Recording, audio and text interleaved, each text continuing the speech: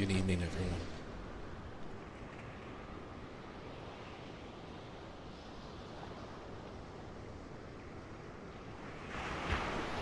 I'm glad you're here. Just need to adjust the microphone sensitivity for me really fast. And we are ready to get into our reading for tonight. Let me jump over to hello, Dawn. Hello, Digital. Hello, everyone. Welcome to part 7 of our reading of Anna Karenina. Last time we left Anna, who was admitting to her husband about her infidelity and pregnancy and her goals, and we were left on a cliffhanger of what will happen next, including also Kitty's healing journey out of country, and apparently she is now making her way back with her family. And we are entering into part 3 in the book, starting with chapter 1 tonight. If you are missing out on other readings that we have done, you can find them in our ASMR playlist. Sorry for the weird pauses. I was making sure that everything sounded fine. But with that being said, this is a 8-part story. We are in part 3. So let's go ahead and dive into our reading for tonight. Part 3, Chapter 1. Sergei Ivanovich Kosnyshev wanted a rest from mental work, and instead of going abroad as he usually did, he came towards the end of May to stay in the country with his brother. In his judgment, the best sort of life was a country life. He had come to enjoy such a life at his brother's. Konstantin Levin was very glad to have him, especially as he did not expect his brother to die that summer. But in spite of his affection and respect for Sergei Ivanovich, Konstantin Levin was uncomfortable with his brother in the country. It made him uncomfortable, and it positively annoyed him to see his brother's attitude to the country. To Konstantin Levin, the country was the background of life, that is, of pleasures, endeavors, labor. To Sergei Ivanovich, the country meant on one hand, rest from work, on the other, a valuable antidote to the corrupt influences of town, which he took with satisfaction and a sense of its utility. To Konstantin Levin, the country was good first because it afforded a field for labor, of the usefulness of which there could be no doubt. To Sergei Ivanovich, the country was particularly good because there was possible and fitting to do nothing. Moreover, Sergei Ivanovich's attitude to the peasants rather piqued Konstantin. Sergei Ivanovich used to say that he knew and liked the peasantry, and he often talked to the peasants, which he knew how to do without affection or compensation. And from every such conversation he would deduce general conclusions in favor of the peasantry and in confirmation of his knowing them. Konstantin Levin did not like such an attitude to the peasants. To Konstantin, the peasant was simply the chief partner in their common labor, and in spite of all the respect and love, it was like that of kinship he had for the peasant, sucked in probably, as he said himself, with the milk of his peasant nurse. Still, as a fellow worker with them, while sometimes enthusiastic over the vigor, gentleness, and justice of these men, it is very often, when their common labors call for others' qualities, exasperated with the peasant for his carelessness, lack of method, drunkenness, and lying. If he had been asked whether he liked or didn't like the peasants, Konstantin Levin would have been absolutely at a loss what to reply. He liked and did not like the peasants, just as he liked and did not like men in general. Of course, being a good-hearted man, he liked men rather than he disliked them, and so too with the peasants. But like or dislike the people as something apart, he could not only because he lived with the people and all his interests were bound up with theirs, but also because he regarded himself as a part of the people. Did not see any special equalities or failings distinguishing himself and the people, and could not contrast himself with them. Moreover, although he had lived so long in the closest relations with the peasants as a farmer, an arbiter, and what was more, as advisor, the peasants trusted him, and for 30 miles round they would come to ask his advice. He had no definite views of the people, and would have been as much at a loss to answer the question whether he knew the people as the question whether he liked them. For him to say he knew the peasantry would have been the same as to say he knew men. He was continually watching and getting to know people of all sorts, and among them peasants, whom he regarded as good and interesting people, and he was continually observing new points in them, altering his former views of them and forming new ones. With Sergei Ivanovich, it was quite the contrary. You think my voice is too quiet compared to the waves? Let me adjust that. Thank you so much for telling me.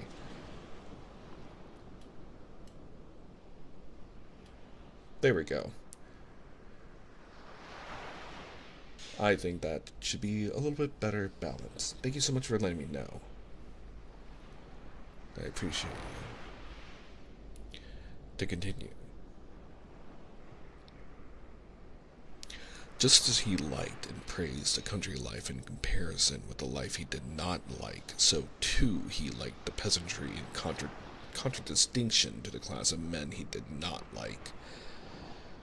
And so too he knew the peasantry as something distinct from and opposed to men generally. In his methodical brain, there were distinctly formulated certain aspects of peasant life, deduced partly from that life itself, but chiefly from contrast with other modes of life. He never changed his opinion of the peasantry and his sympathetic attitude towards them. In discussions that arose between the brothers on their views of the peasantry, Sergei Ivanovich always got the better of his brother, precisely because Sergei Ivanovich had definite ideas about the peasant, his character, his qualities, and his taste. Constantine Levin had no definite and unalterable idea on the subject, and so in their arguments Constantine was readily convicted of contradicting himself. In Sergei Ivanovich's eyes, his younger brother was a capital fellow, with his heart in the right place, as he expressed it in French, but with a mind which, though fairly quick, was too much influenced by the impressions of the moment, and consequently filled with contradictions. With all the condescension of an elder brother, he sometimes explained to him the true import of things, but he derived little satisfaction from arguing with him because he got the better of him too easily.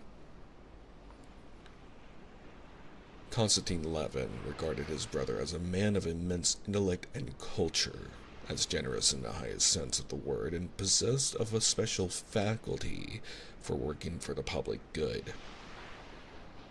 But in the depths of his heart, the older he became, and the more intimately he knew his brother, the more and more frequently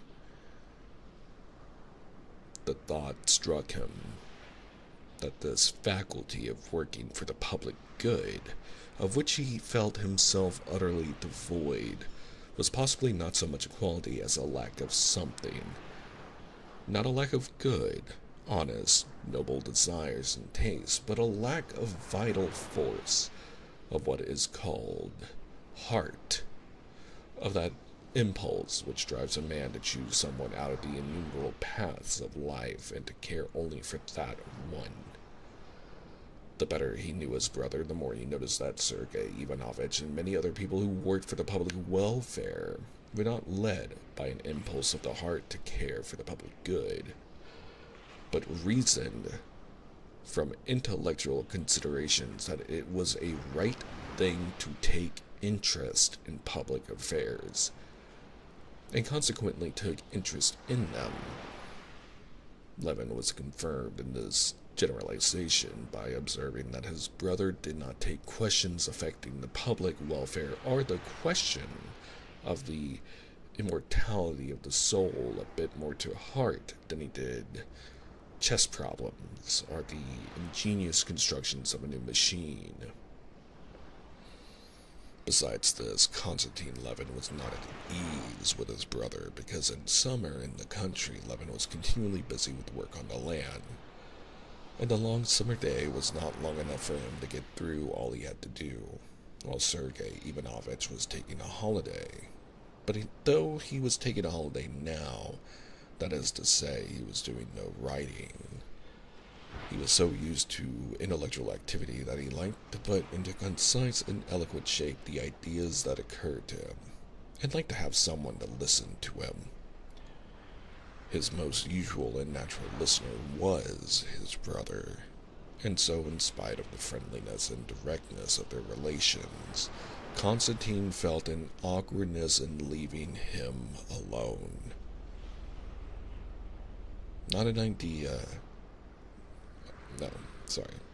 Leaving him alone. Sergei Ivanovich liked to stretch himself on the grass in the sun and to lie so, basking and chatting lazily. "You wouldn't believe," he would say to his brother, "what a pleasure this rural laziness is to me. Not an idea in one's brain, as empty as a drum." But Konstantin Levin found it dull sitting and listening to him, especially when he knew that while he was away they would be carting dung onto the fields not plowed and ready for it, and heaping it up anyhow, and would not screw the shares in the plows, but would let them come off and then say that the new plows were a silly invention, and there was nothing like the old Adrivna plow, and so on. "Come, you've done enough trudging about in the heat," Sergei Ivanovich would say to him. "No, I must just run round to the counting house for a minute," Levin would answer, and he would run off to the fields.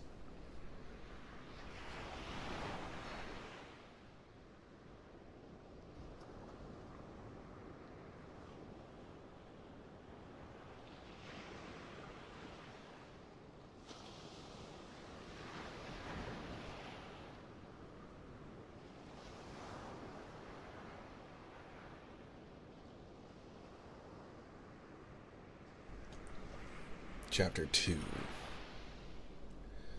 Early in June, it happened that Agafia Mihalovna, the old nurse and housekeeper, in carrying to the cellar a jar of mushrooms she had just pickled, slipped, fell, and sprained her wrist.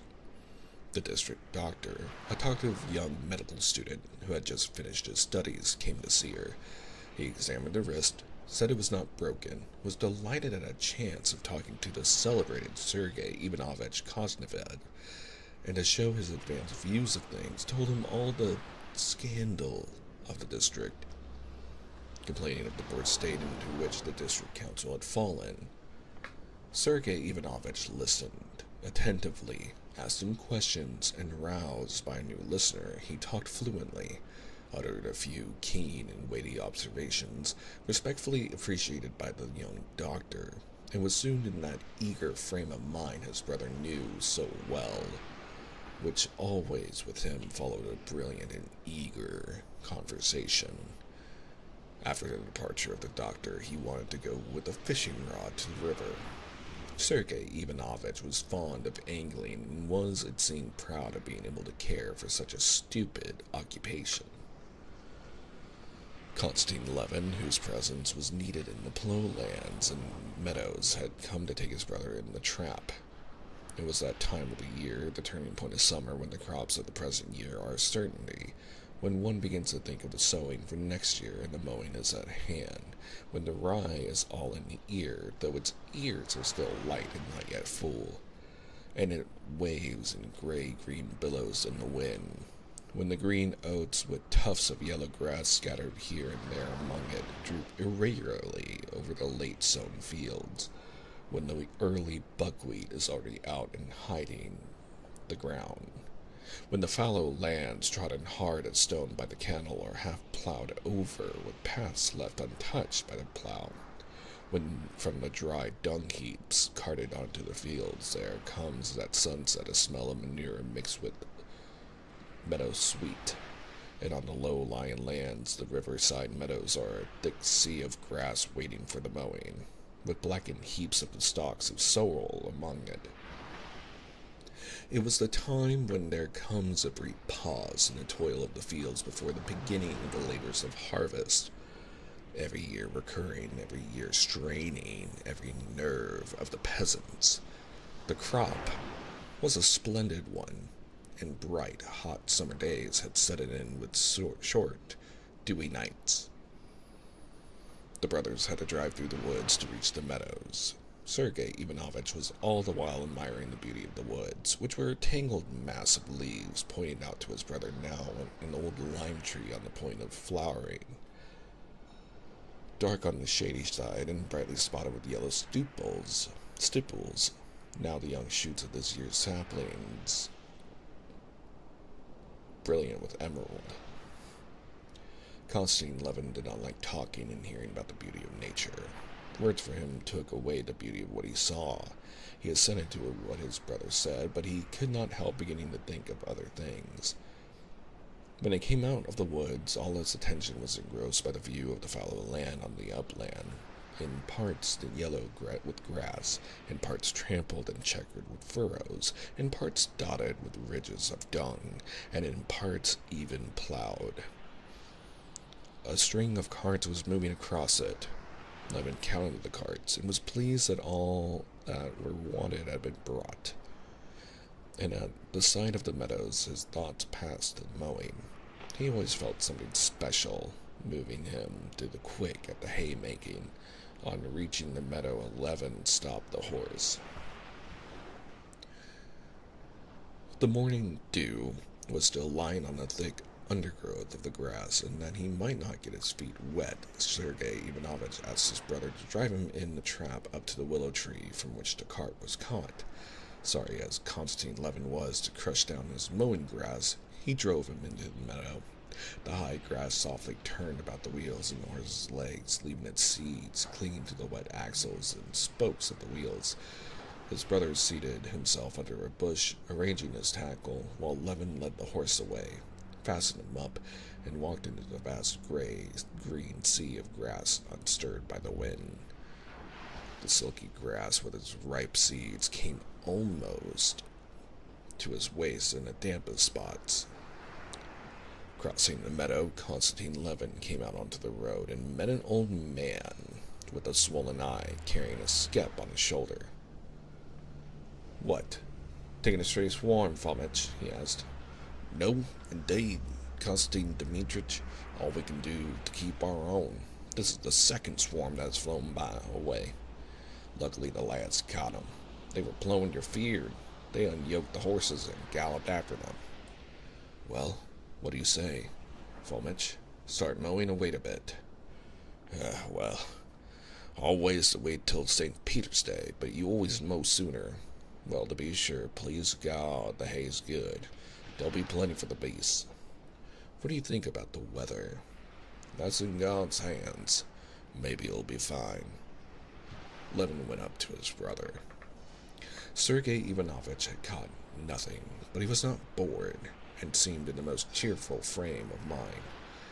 Levin saw that, stimulated by his conversation with the doctor, he wanted to talk.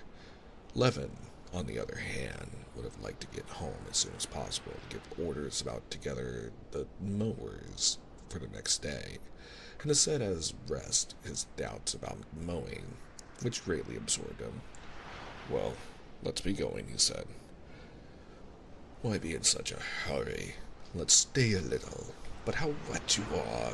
Even though one catches nothing, it's nice. That's the best thing about every part of sport, that one has to do with nature. How exquisite the steely water is, said Sergei Ivanovich. These riverside banks always remind me of the riddle. Do you know it? The grass says to the water, we quiver and we quiver. I don't know the riddle, answered Levin wearily. Chapter 3. Do you know, I've been thinking about you, said Sergei Ivanovich. It's beyond everything what's being done in the district. According to what this doctor tells me, he's a very intelligent fellow, and as I've told you before, I tell you again, it's not right for you not to go to the meetings, and altogether to keep out of the district business. If decent people won't go into it, of course it's bound to go all wrong. We pay the money, and it all goes in salaries. And there are no schools, no district nurses, no midwives, no drugstores, nothing. Well, I did try, you know, Levin said slowly and unwillingly. I can't, and so there's no help for it. But why can't you? I must own I can't make it out. Indifference, incapacity. I won't admit, surely it's not simply laziness. None of those things. I've tried, and I see I can do nothing, said Levin. He had hardly grasped what his brother was saying. Looking towards the plowed land across the river, he made out something black, but he could not distinguish whether it was a horse or the bailiff on horseback. Why is it you can do nothing? You made an attempt and didn't succeed. As you think and you give in, how can you have so little self-respect? Self-respect, said Levin, stung to the quick by his brother's words. I don't understand. If they told me at college that other people understood the integral calculus and I didn't, then pride would have come in. But in this case, one wants first to be convinced that one has certain qualifications for this sort of business, and especially that all this business is of great importance. What? Do you mean to say it's not of importance? Said Sergei Ivanovich. Stung to the quick, too, at his brother's considering anything of no importance that interested him, and still more at his obviously paying little attention to what he was saying. I don't think it's important. It does not take hold of me. I can't help it, answered Levin, making out what he saw was the bailiff, and that the bailiff seemed to be letting the peasants go off the plowed land. They were turning the plow over. Can they have finished plowing, he wondered. Come, really, though, said the elder brother, with a frown on his handsome, clever face. There's a limit to everything.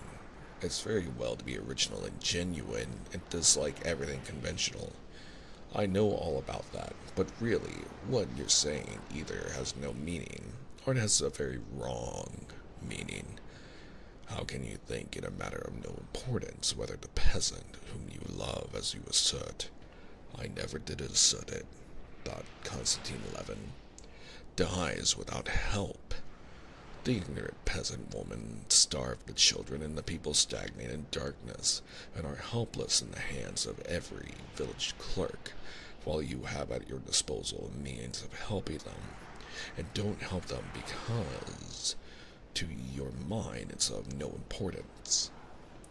And Sergei Ivanovich put before him the alternative. Either you are so undeveloped that you can't see all that you can do, or you won't sacrifice your ease, your vanity, or whatever it is to do it. Konstantin Levin felt that there was no course open to him but to submit, or to confess to a lack of zeal for the public good, and this mortified him and hurt his feelings. It's both, he said resolutely. I don't see that it was possible. What? Was it impossible? If the money were properly laid out to provide medical aid? Impossible as it seems to me for the 3,000 square miles of our district, with what with our thaws and the storms and the work in the fields, I don't see how it is possible to provide medical aid all over. And besides, I don't believe in medicine. Oh, well, that's unfair. I can quote to you thousands of instances, but the schools, anyway. Why have schools? What do you mean? Can there be two opinions of the advantage of education? If it's a thing for you, it's a good thing for everyone. Konstantin Levin felt himself morally pinned against a wall, and so he got hot, and unconsciously blurted out the chief cause of his indifference to public business. Perhaps it may all be very good, but why should I worry myself about establishing dispensaries which I shall never make use of, and schools to which I shall never send my children, to which even the peasants don't want to send their children, and to which I've no very firm faith that they ought to send them, said he. Sergei Ivanovich was for a minute surprised at this unexpected view of the subject, but he promptly made a new plan of attack. He was silent for a little, drew out a hook, threw it in again, and turned to his brother, smiling. Come now. In the first place, the dispensary is needed. We ourselves sent for the district doctor for Agafea Mihalovna. Oh, well, but I fancy her wrist will never be straight again. That remains to be proved. Next, the peasant who can read and write is a workman of more use and value to you. No, you can ask anyone you like, Konstantin Levin answered with decision. The man that can read and write is much inferior as a workman, and mending the high roads is an impossibility, and as soon as they put up bridges, they're stolen. Still, that's not the point, said Sergei Ivanovich, frowning. He disliked contradiction, and still more arguments that were continually skipping from one thing to another, introducing new and disconnected points so that there was no knowing to which to reply. Do you admit that education is a benefit for the people? Yes, I admit it, said Levin without blinking, and he was conscious immediately that he had said what he did not think. He felt that if he admitted that, it would be proved that he had been talking meaningless rubbish. How it would be proved he could not tell, but he knew that this would inevitably be logically proved to him, and he awaited the proofs. The argument turned out to be far simpler than he had expected. If you admit that it is a benefit, said Sergei Ivanovich, then as an honest man you cannot help caring about it and sympathizing with the movement, and so wishing to work for it. But I still do not admit this movement to be just, said Konstantin Levin, reddening a little. What? But you said just now. That's to say, I don't admit its being either good or possible. That you can't tell without making the trial. Well, supposing that's so, said Levin, though he did not suppose so at all. Supposing that is so, I don't see, all the same, what I'm to worry myself about it for. How so? No, since we are talking, explain to me from a philosophical point of view, said Levin.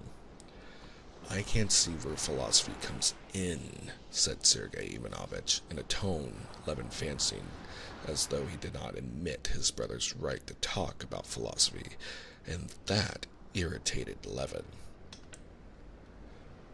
There were no sound alerts to Double Chocolate Chip during ASMR streams. I will refund that to you later. But, hello. I forgot to pause that. That's weird. Anyway, I'll make sure that gets refunded to you later.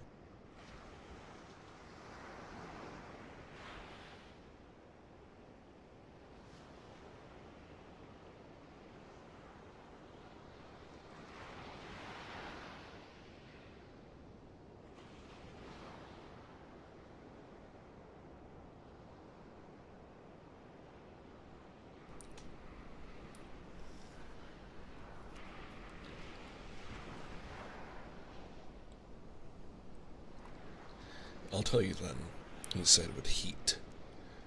I imagine the mainspring of all our actions is, after all, self-interest.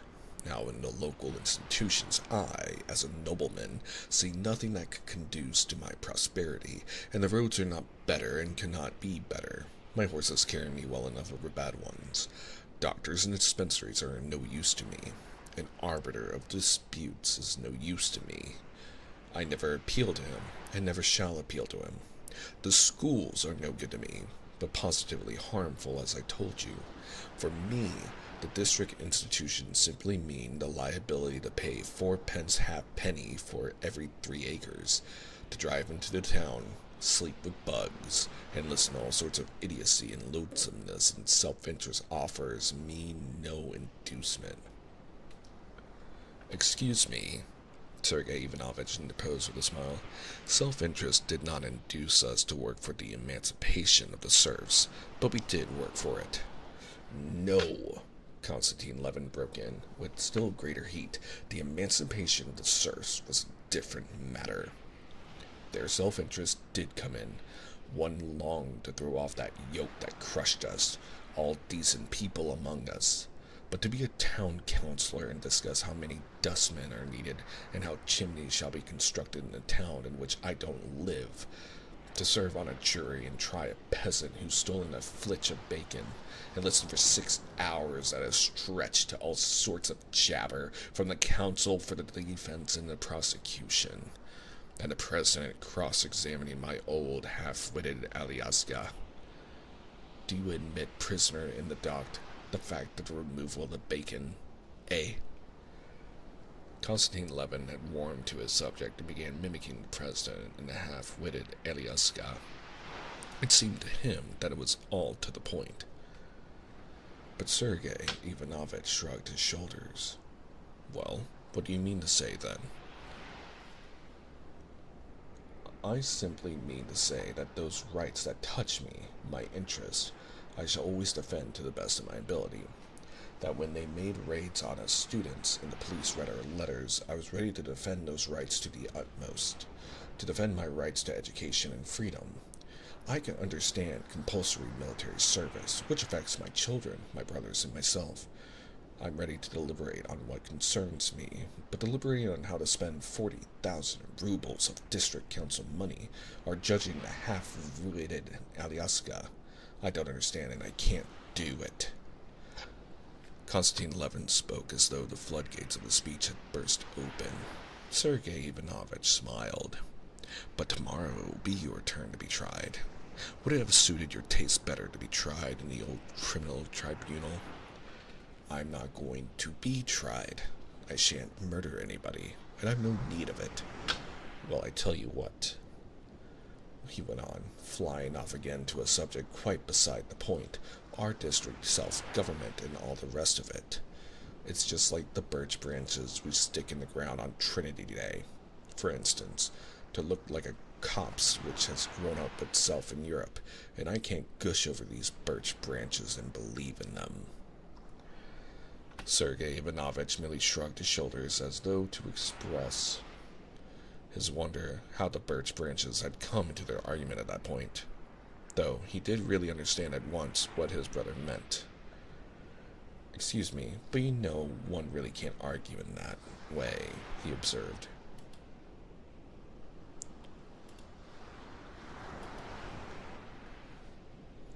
But Constantine wanted to justify himself for the failing, of which he was conscious, of lack of zeal for the public welfare. He went on. I imagine, he said, that no sort of activity is likely to be lasting if it is not founded on self-interest. That's a universal principle, a philosophical principle, he said, repeating the word philosophical with determination.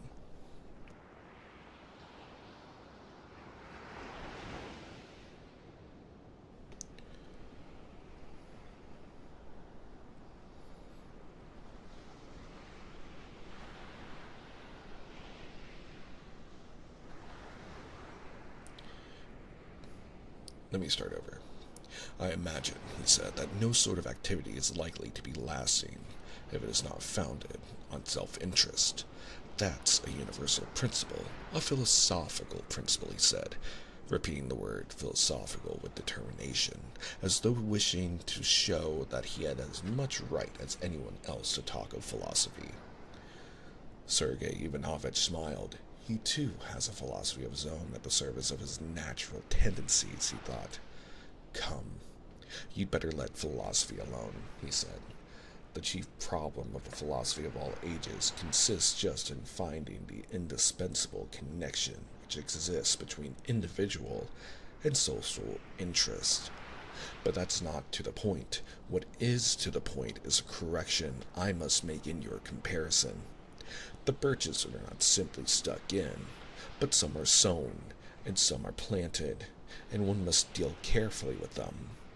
It's only those peoples that have an intuitive sense of what's of importance and significance in their institutions, and know how to value them that have a future before them. It's only those people that one can truly call historical. Have a good night, Digital. Thank you for being here.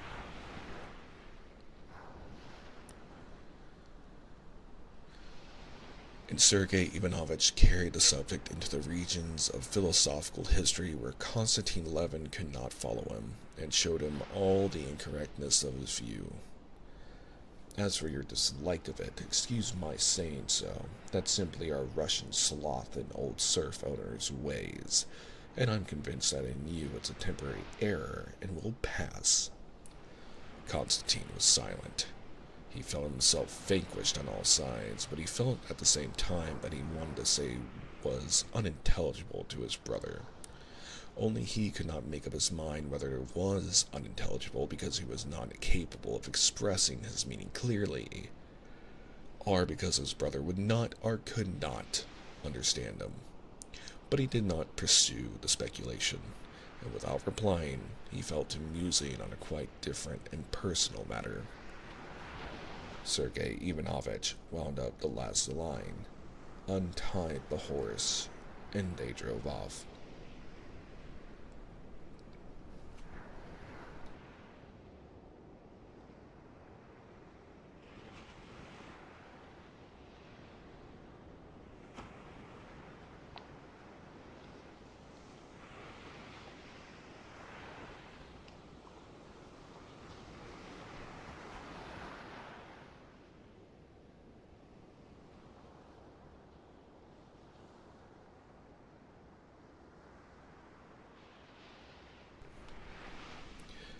Chapter 4. The personal matter that absorbed Levin during his conversation with his brother was this. Once in a previous year he had gone to look at the mowing, and being made very angry by the bailiff that he had resource to his favorite means for regaining his temper, he took a scythe from a peasant and began mowing. He liked the work so much that he had several times tried his hand in mowing since. He had cut the whole of the meadow in front of his house, and this year, ever since the early spring, he had cherished a plan for mowing for whole days together with the peasants. Ever since his brother's arrival, he had been in doubt whether to mow or not. He was loath to leave his brother alone all day long, and he was afraid his brother would laugh at him about it. But as he drove into the meadow and recalled the sensations of mowing, he came near deciding that he would go mowing. After the irritating discussion with his brother, he pondered over this attention again. I must have physical exercise, or my temper will certainly be ruined, he thought, and he determined he would go mowing, however awkward he might feel about it with his brother or the peasants. Towards evening, Konstantin went to his counting house, gave directions as to the work to be done, and sent about the village to summon the mowers for the morrow, to cut the hay in Kaladnov meadow, the largest and best of his grasslands. And send my scythe, please, to Tit, for him to set it, and bring it round tomorrow. I shall maybe do some mowing myself, too, he said, trying not to be embarrassed. The bailiff smiled and said, Yes, sir. At tea the same evening, Levin said to his brother, I fancy the fine weather will last. Tomorrow I shall start mowing. I'm so fond of that form of field labor, said Sergei Ivanovich. I'm awfully fond of it. I sometimes mow myself with the peasants, and tomorrow I want to try mowing the whole day. Sergei Ivanovich lifted his head and looked with interest at his brother. How do you mean? Just like one of the peasants all day long. Yes, it's very pleasant, said Levin. It's splendid as exercise, only you'll hardly be able to stand it, said Sergei Ivanovich, without a shade of irony. I've tried it. It's hard work at first, but you get into it. I dare say I shall manage to keep it up. Really? What an idea. But tell me, how do the peasants look at it? I suppose they laugh in their sleeves at their master's being such a queer fish. No, I don't think so. But it's so delightful and at the same time such hard work that no one has time to think about it. But how will you do about dining with them? To send you a bottle of Lafitte and roast turkey out there would be a little awkward. No, I'll simply come home at the time of their noonday rest. Next morning, Konstantin Levin got up earlier than usual, but he was detained giving directions on the farm, and when he reached the mowing grass, the mowers were already at their second row.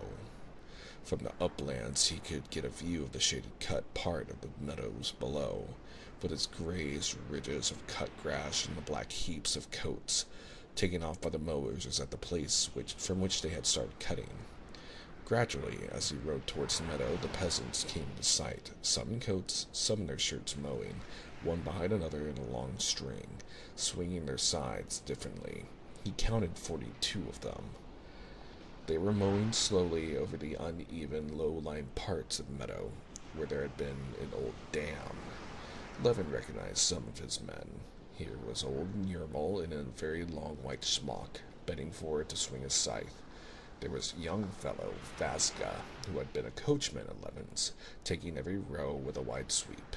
Here, too, was Tit, Levin's preceptor in the art of mowing, a thin little peasant.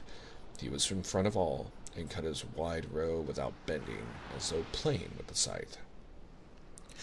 Levin got off his mare, and fastening her up by the roadside, went to meet Tit, who took a second scythe out of a bush and gave it to him. "It's ready, sir. It's like a razor, cuts of itself," said Tit, taking off his cap with a smile and giving him the scythe. Levin took the scythe and began trying it. As they finished their rows, the mowers, hot and good-humored, came out into the road one after another, and laughing a little, greeted the master. They all stared at him, but no one made any remark, till a tall old man with a wrinkled, beardless face, wearing a short sheepskin jacket, came out into the road and accosted him. "Looking now, master. Once take hold of the rope, there's no letting it go," he said, and Levin heard smothered laughter among the mowers. "I'll try not to let it go," he said, taking a stand behind Tit and waiting for the time to begin. "Mandy," repeated the old man. Tit made room, and Levin started behind him. The grass was short, close to the road, and Levin, who had not done any mowing for a long while, was disconnected by the eyes fastened upon him. Cut badly for the first moments, though he swung his scythe vigorously. Behind him he heard voices. "It's not set right. Handle's too high. See how he has to stoop to it," said one. "Press more on the heel," said another. "Never mind, he'll get on all right," the old man resumed. "He's made a start. You swing it too right and you'll tire yourself out. The master, sure, does his best for himself, but see the grass missed out. For such work us fellows would catch us." The grass became softer, and Levin, listening without answering, followed Tit, trying to do the best he could. They moved 100 paces. Tit kept moving on, without stopping, not showing the slightest weariness, but Levin was already beginning to be afraid he would not be able to keep it up. He was so tired. He felt as he swung his scythe that he was at the very end of his strength, and was making up his mind to ask Tit to stop. But at that very moment, Tit stopped of his own accord, and stooping down, picked up some grass, rubbed his scythe, and began wetting it. Levin straightened himself, and drawing a deep breath, looked round. Behind him came a peasant, and he too was evidently tired, for he stopped at once without waiting to mow up to Levin, and began wetting his scythe. Tit sharpened his scythe and Levin's, and they went on. The next time it was just the same. Tit moved on with sweep after sweep of his scythe, not stopping nor showing signs of weariness. Levin followed him, trying not to get left behind, and he found it harder and harder. The moment came when he felt he had no strength left, but at that very moment, Tit stopped and wetted the sides.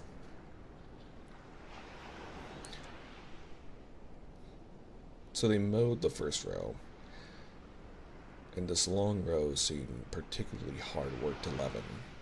But when the end was reached and Tit, shouldering his scythe, began with deliberate stride returning on the tracks left by his heels in the cut grass, and Levin walked back in the same way over the space he had cut, in spite of the sweat that ran in streams over his face and fell in drops down his nose and drenched his back as though he had been soaked in water.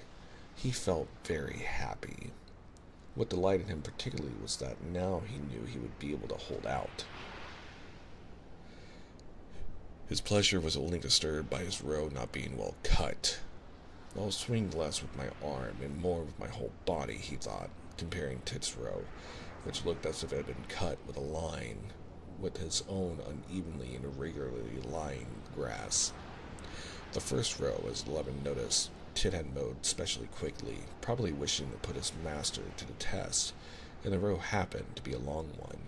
The next rows were easier, but still Levin had to strain every nerve not to drop behind the peasants. He thought of nothing, wished for nothing, but not to be left behind the peasants and to do his work as well as possible. He heard nothing but the swish of scythes and saw before him Tit's upright figure mowing away, the crescent-shaped curve of the cut grass, the grass and flower heads slowly and rhythmically falling before the blade of his scythe, and ahead of him the end of the row where would come the rest. Suddenly, in the midst of his toil, without understanding what it was or whence it came, he felt a pleasant sensation of chill on his hot, moist shoulders. He glanced at the sky in the interval for wetting the sides.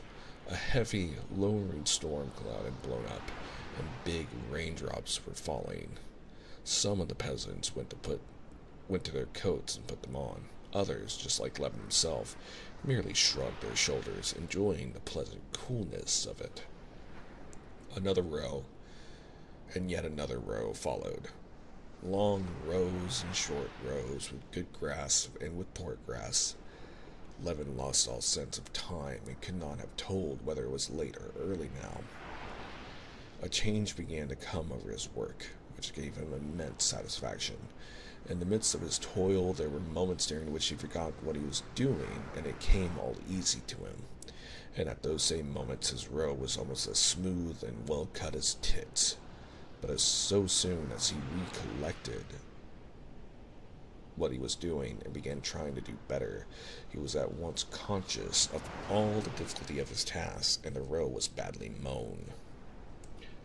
On finishing yet another row, he would have gone back to the top of the meadow again to begin next, but Tit stopped, and going up to the old man, said something in a low voice to him.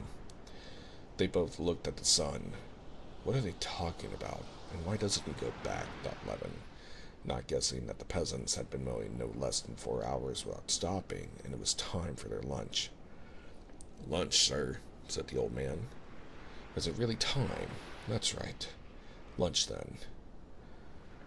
Levin gave a scythe to Tit, and together with the peasants who were crossing the long stretch of mown grass, slightly sprinkled with rain, to get their bread from the heaps of coats, he went towards his house. Only then he suddenly awoke to the fact that he had been wrong about the weather, and the rain was drenching his hay. The hay will be spoiled, he said. Not a bit of it, sir. Mow in the rain, and you'll rake in fine weather, said the old man.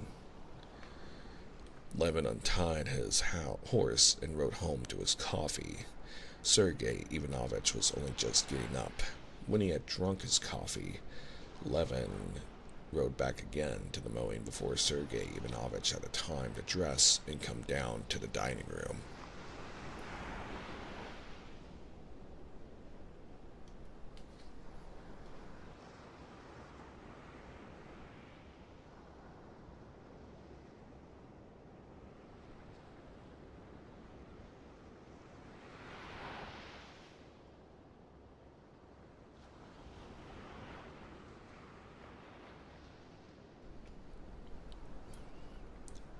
Chapter 5. And I think just because tonight I have been dealing with a little bit of sleep deprivation, I know it's only been an hour, but we'll have a much longer stream tomorrow. I think this next chapter will be our last chapter. I need to eat dinner, take some medicine, and get some sleep. That's much needed. So, I know that this is a shorter stream, but I will read this last chapter, and then I will have a much longer ASMR session on Thursday. Chapter 5. After lunch, Levin was not in the same place in the string of mowers as before, but stood between the old man who had accosted him jocosely, and now invited him to be his neighbor, and a young peasant who had only been married in the autumn, and who was mowing this summer for the first time. The old man, holding himself erect, moved in front, with his feet turned out, taking long, regular strides, and with a precise and regular action which seemed to cost him no more effort than swinging one's arms in walking, as though it were in play, he laid down the high, even row of grass. It was as though it were not he, but the sharp scythe of itself swishing through the juicy grass. Behind Levin came the lad Mishka. His pretty boyish face, with a twist of fresh grass bound round his hair, was all working with effort, but whenever anyone looked at him, he smiled. He would clearly have died sooner than own it. It was hard work for him. Levin kept between them in the very heat of the day. The mowing did not seem such hard work to him. The perspiration with which he was drenched cooled him, while the sun that burned his back, his head, and his arms, bare to the elbow, gave a vigor and dogged energy to his labor. And more often now came those moments of unconsciousness, when it was possible not to think what one was doing. The scythe cut of itself. These were happy moments. Still more delightful were the moments when they reached the stream where the rows ended. The old man rubbed his scythe with the wet, thick grass, rinsed its blade in the fresh water of the stream, ladled out a little in a tin dipper, and offered Levin a drink. "What do you say to my home brew, eh? Good, eh?" said he, winking. And truly Levin had never drunk any liquor so good as his warm water with green bits floating in it, and a taste of rust from the tin dipper. And immediately after this came the delicious slow saunter with his hand on the scythe, during which he could wipe away the streaming sweat, take deep breaths of air, and look about at the long string of mowers at what was happening around in the forest and the country. The longer Levin mowed, and the oftener he felt the moments of unconsciousness in which it seemed not his hands that swung the scythe, but the scythe mowing of itself, a body full of life and consciousness of its own, and as though by magic, without thinking of it, the work turned out regular and well finished of itself. These were the most blissful moments. It was only hard work when he had to break off the motion which had become unconscious, and to think when he had to mow round a hillock or a tuft of sorrel. The old man did this easily. When a hillock came, he changed his action, and at one time with the heel, and at another with the tip of the scythe, clipped the hillock round both sides with short strokes. And while he did this, he kept looking about and watching what came into his view. At one moment he picked a wild berry and ate it, or offered it to Levin. Then he flung away a twig with the blade of the scythe. Then he looked at a quail's nest from which the bird flew just under the scythe, or caught a snake that crossed his path, and lifted it on the scythe as though on a fork, showed to Levin, and threw it away. For both Levin and the young peasant behind him, such changes of position were difficult, both of them repeating over and over again the same strained movement, were in a perfect frenzy of toil, and were incapable of shifting their position, and at the same time watching what was before them. Levin did not notice how time was passing. If he had been asked how long he had been working, he would have said half an hour, and it was getting on for dinner time.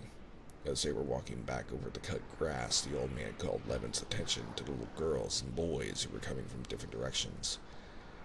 Hardly visible through the long grass and along the road towards the mowers, carrying sacks of bread, dragging at their little hands, and pitchers of the sour rye beer with cloths wrapped around them. "Looky, the little Emmet's crawling," he said, pointing to them, and he shaded his eyes with his hand to look at the sun. They mowed 2 more rows. The old man stopped.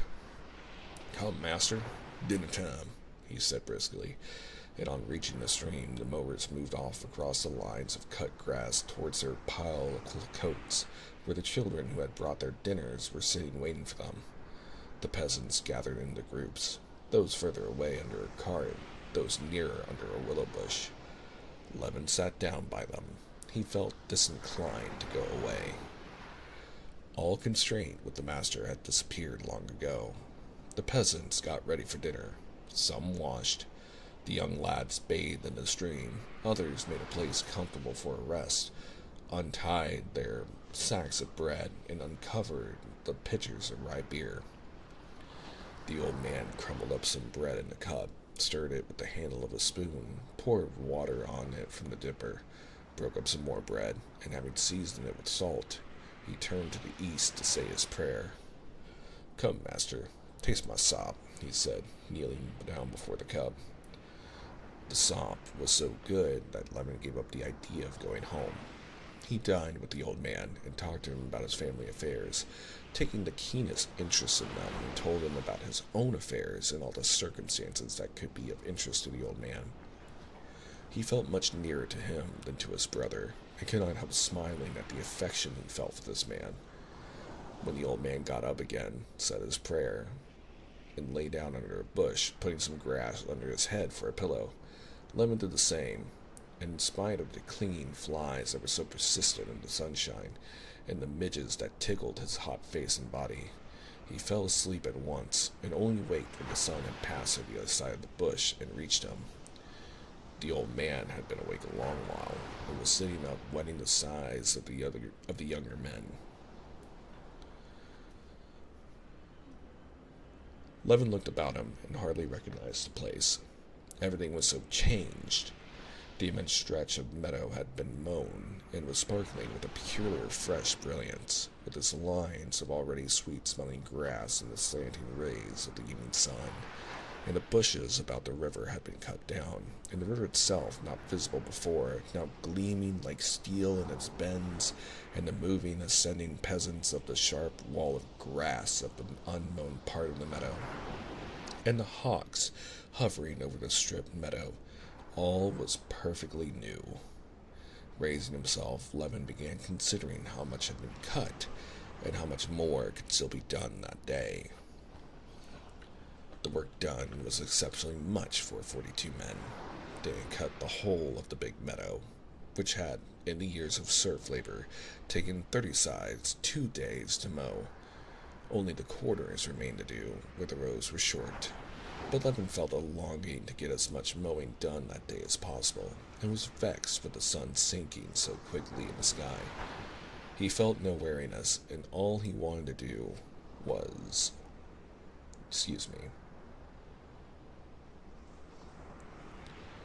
All he wanted to do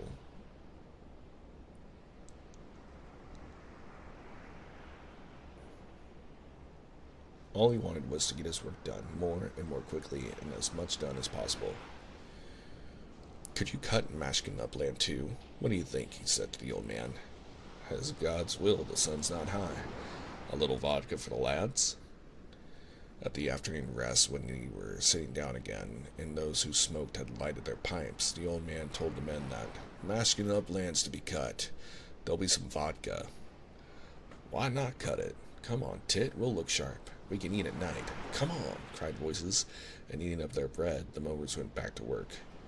"Come, lads, keep it up," said Tit, and ran on ahead almost at a trot. Get along," said the old man, hurrying after him and easily overtaking him. "I'll mow you down, look out." And young and old mowed away, as though they were racing with one another. But however fast they worked, they did not spoil the grass, and the rows were laid just as neatly and exactly. The little piece left uncut in the corner was mown in 5 minutes. The last of the mowers were just ending their rows while the foremost snatched up their coats onto their shoulders and crossed the road towards Mashkin Upland. The sun was already sinking into the trees when they went, with their jingling dippers into the wooded ravine of Mashkin Upland. The grass was up to their waists in the middle of the hollow, soft, tender, and feathery, spotted here and there among the trees with wild heart's ease. After a brief consultation, whether to take the rows lengthwise or diagonally, Prohor Yermelin, also a renowned mower, a huge black-haired peasant, went on ahead. He went up to the top, turned back again, and started mowing, and they all proceeded to form in line behind him, going downhill through the hollow and uphill right up to the edge of the forest. The sun sank behind the forest. The dew was falling by now. The mowers were in the sun only on the hillside, but below, where a mist was rising, and on the opposite side, they mowed into the fresh, dewy shade. The work went rapidly. The grass cut with a juicy sound and was at once laid in high, fragrant rows. The mowers from all sides, brought closer together in the short row, kept urging one another on to the sound of jingling dippers and clanging scythes, and the hiss of the whetstones sharpening them, in good-humored shouts. Levin still kept between the young peasant and the old man. The old man, who had put on his short sheepskin jacket, was just as good-humored, jocose, and free in his movements. Among the trees, they were continually cutting with their scythes the so-called birch mushrooms, swollen fat in the succulent grass.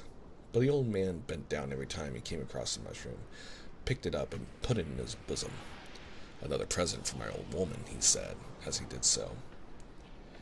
Easy as it was to mow the wet, soft grass, it was hard work, going up and down the steep sides of the ravine. But this did not trouble the old man. Swinging his scythe just as ever, and moving his feet in their big plated shoes with him, little steps, he climbed slowly up the steep place, and though his breeches hanging out below his smock and his whole frame trembled with effort, he did not miss one blade of grass or one mushroom on his way, and kept making jokes with the peasants and Levin. Levin walked after him, and often thought he must fall as he climbed with a scythe up a steep cliff, where it would have been hard work to clamber without anything. But he climbed up and did what he had to do. He felt as though some external force were moving him.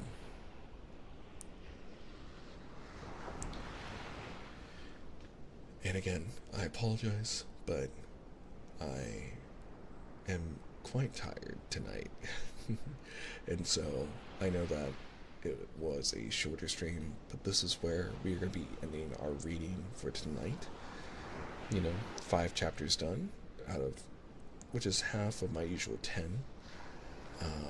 But I did make a promise to try to take a little better care of my health when it came to my nighttime duties, which means I need to eat dinner and take medicine at a proper time and make sure I get some sleep tonight, because I have an early day tomorrow. So hanging out over at, if you do not know her, Dino Nugget VT's Twitch channel, which she just debuted her model. Again, if you're just joining us for a reading of Anna Karenina, the other parts that we have read up till now is located in our ASMR playlist for your listening pleasure. I'll be back tomorrow at 10 a.m. Eastern Standard Time to play more Uma Musume Pretty Derby and going into the story of that wonderful game. But until then, my stomach just grumbled. I hope you have a wonderful night. Please, sleep well. Take care of yourselves, and I'll see you tomorrow. Good night.